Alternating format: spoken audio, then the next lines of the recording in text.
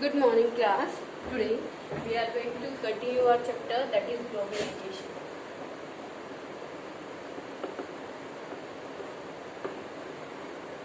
Okay. In our previous video, we already studied about the globalization meaning and the consequences of the globalization. And today's in this video, we will study about the resistance to globalization.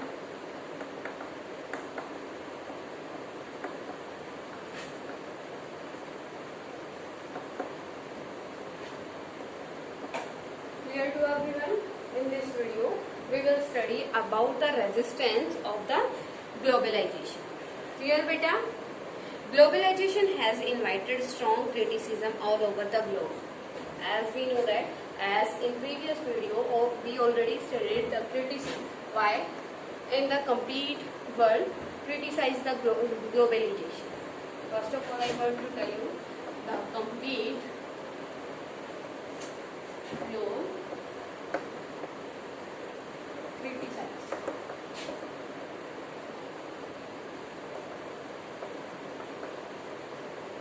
criticize the globalization. Okay, beta, criticize the globalization. Why?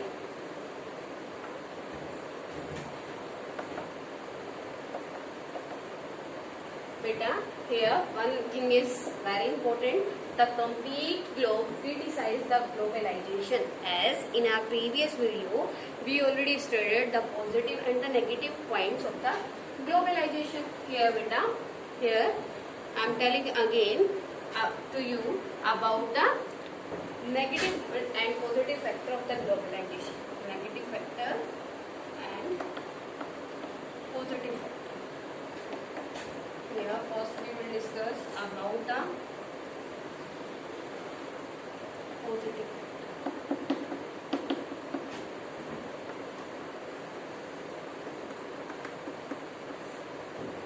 We already studied the 7 types of the globalization. Okay, which type of beta? Here you can see political globalization, social globalization, economic globalization, cultural globalization, technological globalization, and next one is, that is the last, political globalization, social globalization, economic, cultural, technological, and next one is beta your traditions. You can write here also the traditions.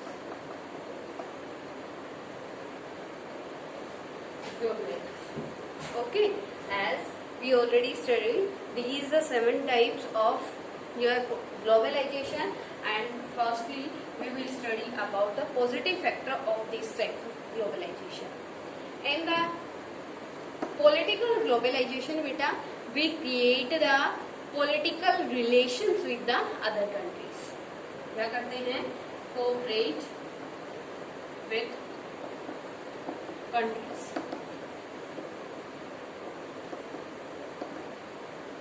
You can write here power balancing system. We create the power balancing system. हम क्या करते हैं बेटा इससे? इसका first positive point क्या है? Positive point क्या है आपका ग्लोबलाइजेशन का, वैश्वीकरण का? क्या है बेटा इसमें पॉजिटिव पॉइंट है? जैसे हमारा पॉलिटिक्स, हमारा पॉलिटिकल ग्लोबलाइजेशन था ना, उसमें हम क्या करते हैं? कोऑपरेट करते हैं, सहयोग देते हैं एक दूसरी कंट्री का। किस चीज में? आप क्या करते हैं? सहयोग देके ही हम क्या करते हैं? वर्ल्ड में क्या करते हैं बेटा? आपका पावर ऑफ बैलेंस, जो पावर ऑफ बैलेंस क्या होता है? शक्ति संतुलन। ठीक है, शक्ति संतुलन क्या करते हैं? बनाते हैं। Clear to everyone? इसका पॉजिटिव फैक्टर क्या? शक्ति संतुलन बनाते हैं। नेगेटिव फैक्टर बेटा पॉलिटिकल क्या आ गया? अगर कोई ए कंट्री क्या है? पावरफुल है, ठीक है। अब क्या है, जैसे चाइना और पाकिस्तान का हम एग्जांपल ले सकते हैं। एक तरफ ये है चाइना, एक तरफ है इंडिया के पाकिस्तान, बीच में क्या है आपका इंडिया, यहाँ पे ले लेते हैं।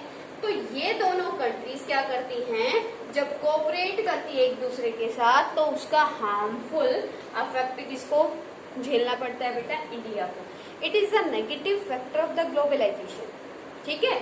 क्यों, क्या बेटा ये पॉजिटिव फैक्टर भी है ग्लोबलाइजेशन की, हर एक चीज के पॉजिटिव और नेगेटिव दोनों फैक्टर होते हैं। तो यहाँ इसका एक पॉजिटिव फैक्टर क्या है, ये क्या मेंटेन करता है या क्या क्रिएट करता है, that is create the power balancing system.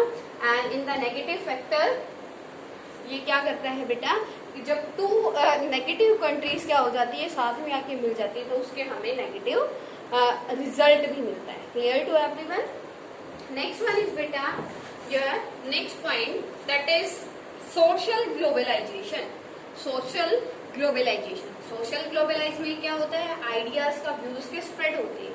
जैसे मोमटम्स में थे बेटा, मोमटम्स में क्या है, गर्ल्स को क्या मतलब प्रेशराइज किया जाता है हमेशा। तो जो मोमटम्स है, जो आपके क्रूशियल ये मोमटम्स है, उनके व्यूज और उनके आइडियाज जो दूसरी कंट्री के मोमटम्स हैं लेकिन लिबरल है, उनके व्यूज के ऊपर अफेक्ट करते हैं। और क्या होता है बेटा, मतलब अगर पॉजिटिव पॉइंट मिले तो जैसे यहाँ पे ब्रिटिशर्स ने हमारे इंडिया में बहुत सारी जो इविल्स थे उनको क्या कर दिया, अबोलिश कर दिया। एजुकेशन पे जो डिपेंड थी, जैसे पहले क्या होता था, प्रथा कस्टम था आपके यहाँ पे, और जो बाल विवाह था वो सारा खत्म कर दिया। वो सारे किस में आए बेटा, पॉजिटिव फैक्टर में। लेकिन अगर नेगेटिव फैक्टर में जो यहाँ पे क्या आ रहा है बेटा, यहाँ पे वेस्टर्न चीजें आती जा रही है, वेस्टर्न इतनी ओपननेस आती जा रही है। It is the negative point of the globalisation. Clear to everyone. मतलब हर एक चीज का पॉजिटिव फैक्टर है, उसके साथ साथ नेगेटिव फैक्टर भी है। Clear. Ideas views, it is related to the ideas and views. Clear. यहाँ पे अगर पॉजिटिव फैक्टर होता है तो उसका क्या होता है, एक अच्छे व्यूज हमें मिलते हैं। It is depend on us. Clear. और नेगेटिव फैक्टर क्या है बेटा, कि उससे इतनी ओपननेस आती जा रही है, तो जो स्टूडेंट्स हैं, आजकल के स्टूडेंट्स भी हैं, वो भी बहुत सारी चीजों का मिसयूज करते हैं। ठीक है बेटा। Next one is economic. Third positive point लेते हैं हम बेटा इकोनॉमिक ग्लोबलाइजेशन से।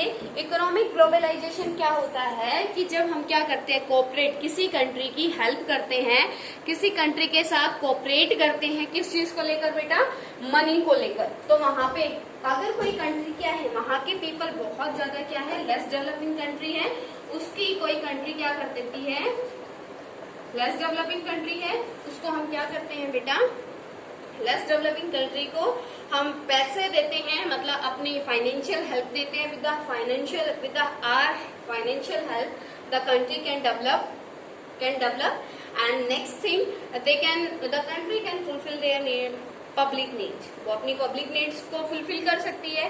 ठीक है। इसका नेगेटिव फैक्टर क्या है बेटा, अगर कोई कंट्री क्या करती है, if the country, you can take the example of 1945, after the time of the 1945, अगर कोई country, if any country give the financial help to you, then it also, मतलब बेटा क्या करती है, वो होप भी रखती है कि आप you will return anything to them, to him और हर, टू देम। ओके बेटा। क्या है कि अगर गिव एंड टेक का जैसे सिस्टम होता है, अगर कोई फाइनेंशियल कंपनी या फाइनेंशियल मतलब कोई कंट्री हमें फाइनेंशियल हेल्प करती है, वो किसी ना किसी तरीके से हमारे पॉलिटिकल, जैसे आपने पॉलिटिकल कंसिक्वेंसेस रीड आउट किए, उसको अफेक्ट करती है। ठीक है। और आपके मतलब आपको किसी भी तरीके से रूल एंड ऑर्डर मेंटेन करने में आपको प्रेशराइज करती है, अपने अकॉर्डिंग आपकी गवर्नमेंट को मतलब रूल करने के लिए प्रेशराइज करती है। क्लियर। क्लियर बेटा। कैसे, क्योंकि अब देखो आफ्टर द 1945 का super powers wants to ally with the small countries. What were the reason behind this? The main important reason was, the many reasons were behind this, but main important reason is that with the help of the financial aid, जो financial help वो उनको दे रहे थे, उससे क्या करना चाहते थे, वो उनकी पॉलिटिक्स को कंट्रोल करना चाहते थे। ठीक है। मतलब ये कंट्री यूएसए एंड यूएसएसआर वो क्या कर रहे थे बेटा, स्मॉल कंट्रीज को फाइनेंशियल हेल्प दे रहे थे, क्यों दे रहे थे? ताकि वो कंट्रीज उनकी आइडियोलॉजी को क्या कर ले, फॉलो कर ले। इट मीन्स किसका बेटा? सेल्फ मतलब ग्रेड था हमारा, ठीक है, हमें उनसे कुछ चाहिए था, इसलिए हमने उनको क्या किया, फाइनेंशियल हेल्प की। Same thing is here. अब वो क्या करते हैं, मल्टीनेशनल कंपनीज यहाँ पे डेवलपिंग कंट्रीज में सेटअप कर रहा है। इट मीन्स वो क्यों कर रहा है बेटा? उसके वहां की पब्लिक को, वहां की पॉपुलेशन को एम्प्लॉयमेंट देने के लिए नहीं, अपने खुद के प्रॉफिट के लिए। Clear to everyone? Next one is बेटा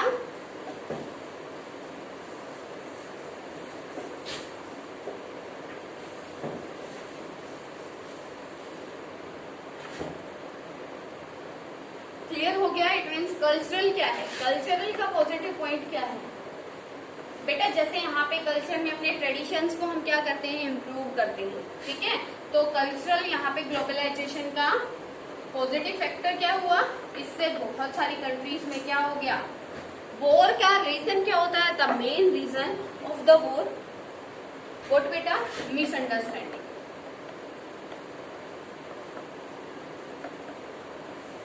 और वो मिसअंडरस्टैंडिंग क्रिएट कब होती है? जब हमारे बीच में क्या होता है, बातचीत नहीं होती है, ठीक है, तभी तो मिसअंडरस्टैंडिंग क्रिएट होती है।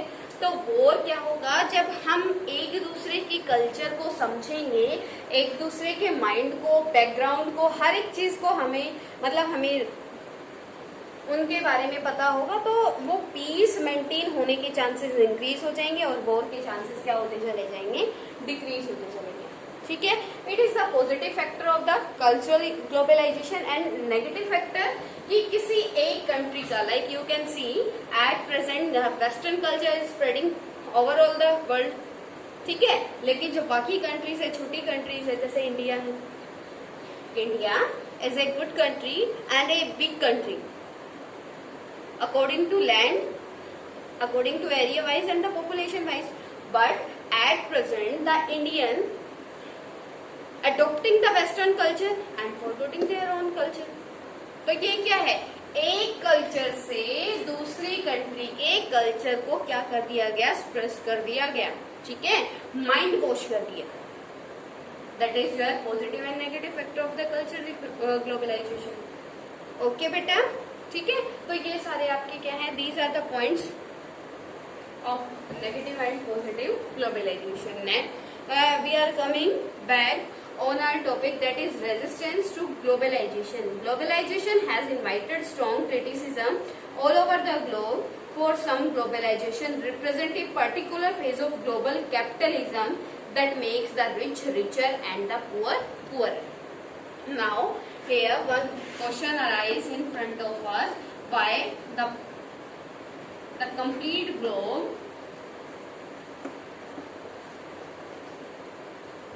criticize the globalization? Yeah, you can say why the small countries always criticize the globalization. Can you give the answer of this question? Anji, can you give the answer of this question? बेटा answer क्या होगा कि जो complete world है उसमें से बहुत सारी कंट्रीज, मतलब अप्रोक्सीमेटली 70 to 80% जो वर्ल्ड है आपका, वो क्या करता है, इसकी क्रिटिसाइज करता है, आलोचना करता है। रीजन क्या है आलोचना करने का, क्रिटिसाइज करने का? क्योंकि उनका मानना है कि ये जो ग्लोबलाइजेशन है वो क्या करता है, पुअरर को और पुअर बना देता है, गरीब को और ज्यादा गरीब बना रहा है और रिच को बहुत ज्यादा रिच बना रहा है। तो हमने एक पॉजिटिव फैक्टर जो हमने ग्लोबलाइजेशन के शो किए थे, all the factors are the fake. वो सारे फैक्टर्स क्या है, एक्चुअल में फेक है। वो किसका कहना है, जो इसकी क्रिटिसाइज करते हैं कि वो सारे क्या है, फेक है, क्योंकि इससे सिर्फ इसका फायदा हो रहा है जो आपकी डेवलप्ड कंट्रीज है, ठीक है, जिनके फाइनेंशियल मतलब कंडीशन बहुत अच्छी है, सिर्फ उनका फायदा कौन कर रहा है, आपका ग्लोबलाइजेशन कर रहा है। क्लियर टू एवरीवन बेटा? तो इससे यहाँ पे क्या कर रहा है कि on the behalf of the globalization, the rich country became the richer and the poor country became poorer.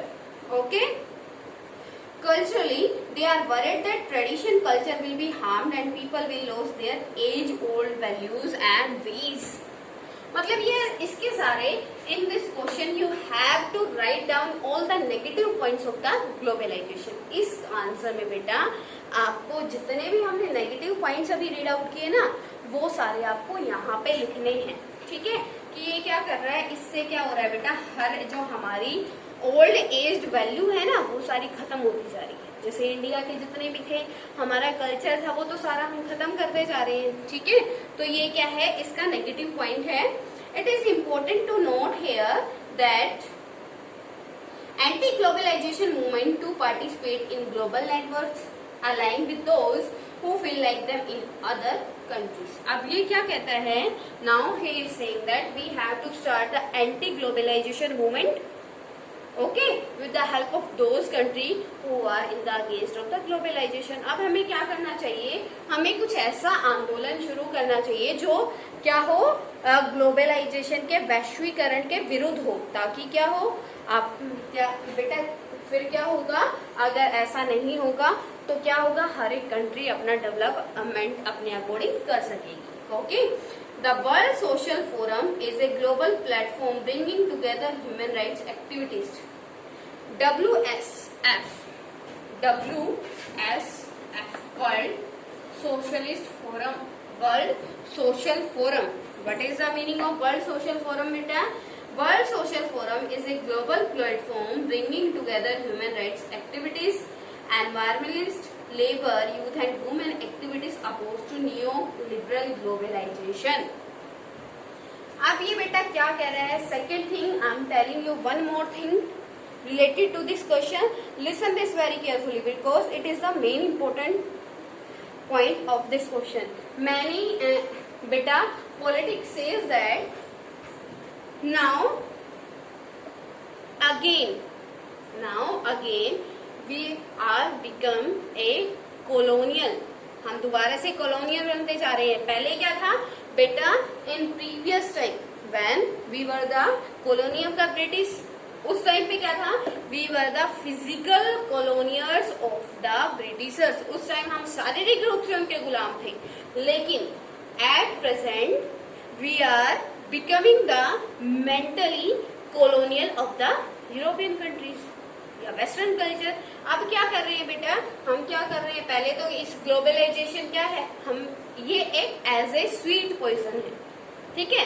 The globalization is as a sweet poison, ठीक है। वो कैसे बेटा, क्योंकि क्या होता है, ग्लोबलाइजेशन से हम अपनी वैल्यूज खत्म करते जा रहे हैं, क्लियर।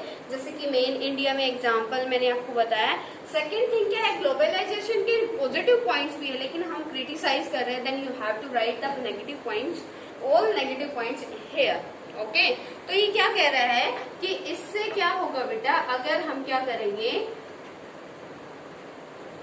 ये जो WSF है इसमें हम क्या करते हैं, वर्ल्ड सोशल फोरम, जो आपकी क्या है इसका बेटा नेगेटिव पॉइंट्स हमने यहाँ पे रीड आउट कर लिए। अब यहाँ पे वन इम्पोर्टेंट टॉपिक यहाँ पे आता है इसका, WSF वर्ल्ड सोशल फोरम। जो वर्ल्ड सोशल फोरम है बेटा, वो क्या कहता है कि वर्ल्ड सोशल फोरम में हमें क्या होता है, इसमें यूनिटी हमने क्या किया, पहले बेटा जैसे क्या था, हर एक कंट्री के मतलब एक लिमिटेशन थी, जब ग्लोबलाइजेशन नहीं था, एक कंट्री का दूसरी कंट्री के रिलेशन नहीं था। जैसे रशिया ने बेटा, रशियन रेवोल्यूशन हुआ तो रशिया के लोगों ने एफर्ट्स किए, ठीक है। फ्रांस रेवोल्यूशन हुआ तो फ्रांस के पीपल ने एफर्ट्स किए। लेकिन बेटा ये क्या कहता है, ग्लोबलाइजेशन होने के बाद सारे के सारे लेबर एक हो गए, जितने भी ह्यूमन बीइंग हैं वो एक हो गए, क्योंकि इससे क्या होता है, हमें कंडीशंस पता चलती रहती है कि उस कंट्री में लेबर की एक कंडीशन है तो हमें भी वही चीज चाहिए, क्लियर टू एवरीवन। तो ये क्या कहता है, इसका फायदा भी है बेटा, the world social forum is a global platform bringing together human rights activities. इससे क्या होता है, जितने भी ह्यूमन राइट्स से रिलेटेड हमारी प्रॉब्लम होती है वो हम क्या कर सकते हैं, इंटरनेशनल लेवल पे सोल्व कर सकते हैं। Environmentalist, labour, youth and women activities oppose to new liberal globalization. अब वो क्या कर रहे हैं, बहुत सारे लोग क्या है वो क्या कर रहे हैं बेटा, वो इसका अपोज कर रहे हैं, न्यू ग्लोबलाइजेशन या new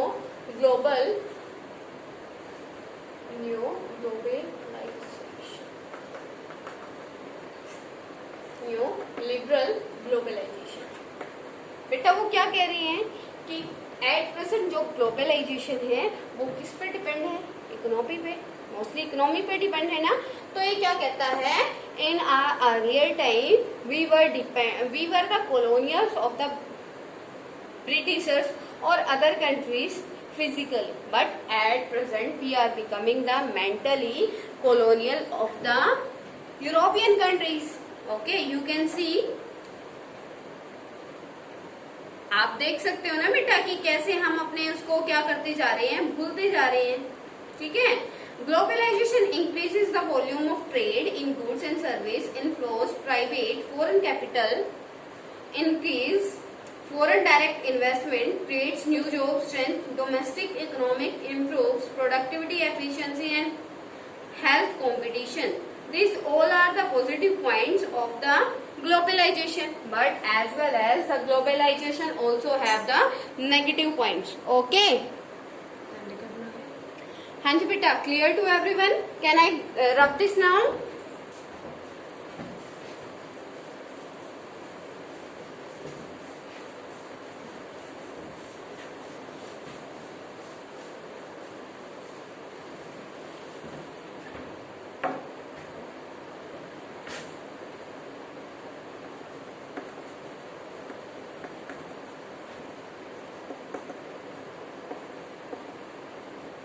India and the globalization.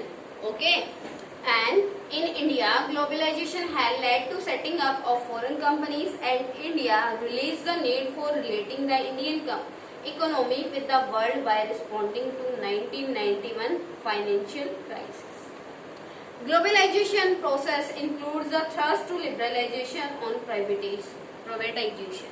बेटा जो ग्लोबलाइजेशन है, as I told you, globalization में क्या होता है, you know about the globalization as we already discussed 3 to 4 times. जैसे हमने बेटा बहुत बार डिस्कस किया है, ग्लोबलाइजेशन क्या होता है कि रिलेशन मेक होना, अच्छे रिलेशन मेक होना। जब अच्छे रिलेशन मेक होंगे तभी तो हम शेयरेंस करेंगे। ठीक है, तो यहाँ पे क्या है कि ये क्या कहता है, इंडिया का और ग्लोबलाइजेशन का क्या है वो हमें आपको यहाँ पे शो करना है। तो ये क्या कहता है, The globalization ये process include the thrust to liberalization और privatization। जो बेटा आपका क्या है ग्लोबलाइजेशन, उसमें किस चीज को प्रेफरेंस दिया जाता है, in the globalization we give preference to the liberalism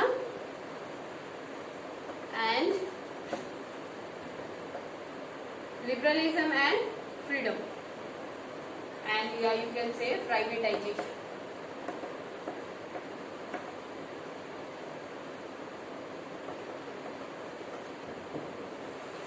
Liberalism and privatization. You already studied about the liberalism and the privatization in the class 11th. बेटा क्लास 11th में आपने रीड आउट किया था ना लिबरलिज्म और प्राइवेटाइजेशन के बारे में। क्या होता है लिबरलिज्म और प्राइवेटाइजेशन, कि हम क्या करते हैं, वो आपका चैप्टर था equality, in chapter second class 11 बेटा market freedom and intervention of the state. Have you remember? In this topic, you already studied about the freedom of the market, the liberalism. That what is the ideology of the liberalism? जो liberalist है उनकी theories क्या है, और जो globalization है वो liberalism से कैसे अटैच करता है, रिलेट करता है. We have to know in this topic.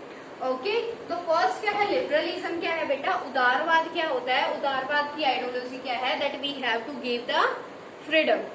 तो हमें मार्केट में क्या कर देनी चाहिए, we have to give the freedom या free market should be there and privatization, and in the market individual system should be there.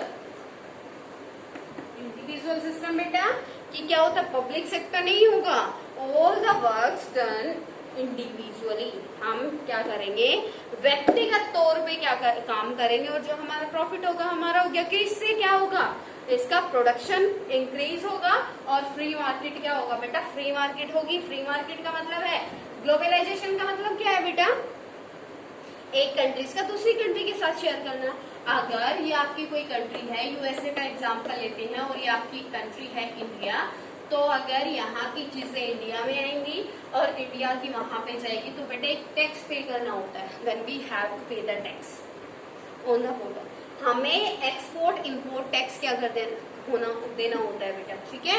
तो ये क्या है, ग्लोबलाइजेशन क्या कहता है, अगर टैक्स हैवी होगा, if the tax will be heavy, then how the globalization will increase. तो कैसे बढ़ेगा ट्रेड, कैसे बढ़ेगा, ग्लोबलाइजेशन का तो सिस्टम ही खत्म हो जाएगा, ठीक है। क्योंकि अगर हैवी टैक्स लगेगा तो वो सेल परचेज वाला सिस्टम नहीं हो पाएगा। अगर कोई थिंग क्या है, 1000 रुपीज की इंडिया में कोई चीज क्या होती है, मैन्युफैक्चरिंग रेट है उसका 1000 रुपीज एक ड्रेस, और उसको 500 क्या कर देते हैं, उस पे टैक्स लग जाता है, ठीक है। 500 उस पे टैक्स लग जाता है, इट मीन्स वहां पे जाने तक वो क्या हो जाएगी, वो ड्रेस 2000 की हो जाएगी, ठीक है बेटा।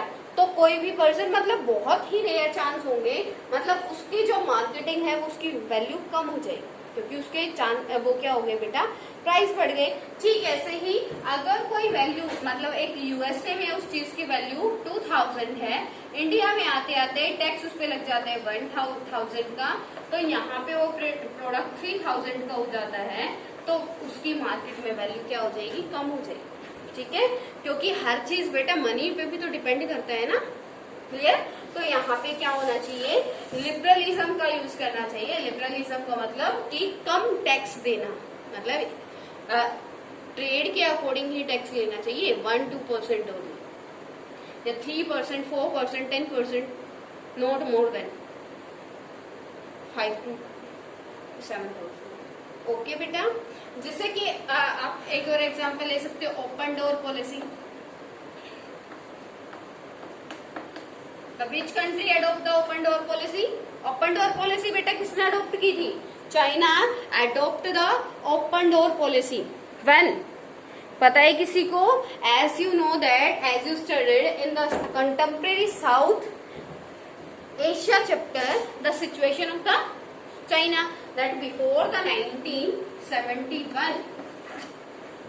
1971 the China was survival as a single country, या you can say the China was a isolated country, उसका किसी कंट्री के साथ कोई रिलेशन नहीं था, लेकिन जब उसको क्या करना था, before the 1971 the economy of the China was down, ठीक है। लेकिन वो हाई स्पीड से कैसे इंक्रीज कब हुई? After adopting the open door policy. Open door policy कि कोई भी कंट्री ओपन डोर पॉलिसी का कि जो टैक्स सिस्टम है वो क्या कर देंगे, हम हटा देंगे। That in our country, if any country or if any individual person wants to set their industries, that we will not take the tax. तो ठीक है, तो जो भी कोई कंट्री होगी तो इजीली चाइना में जाके अपना बिजनेस सेट कर सकती है।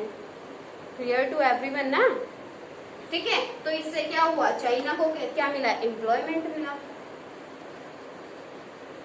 और जो चाइना के पर्सन थे बेटा दूसरी कंट्री में गए, उनको क्या मिला, वो भी टैक्स फ्री हो गए, तो उनको भी क्या चांसेस ज्यादा मिल गए, और वो दूसरी कंट्री में जाके उन्होंने अच्छे से बिजनेस सेटअप किया।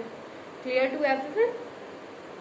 तो ये होता है बेटा आपका ग्लोबलाइजेशन का टॉपिक, और इंडिया के साथ इंडिया ग्लोबलाइजेशन के बारे में क्या सोचता है, the same thing. Which type of thing बेटा, India also comes in the criticism of the globalisation.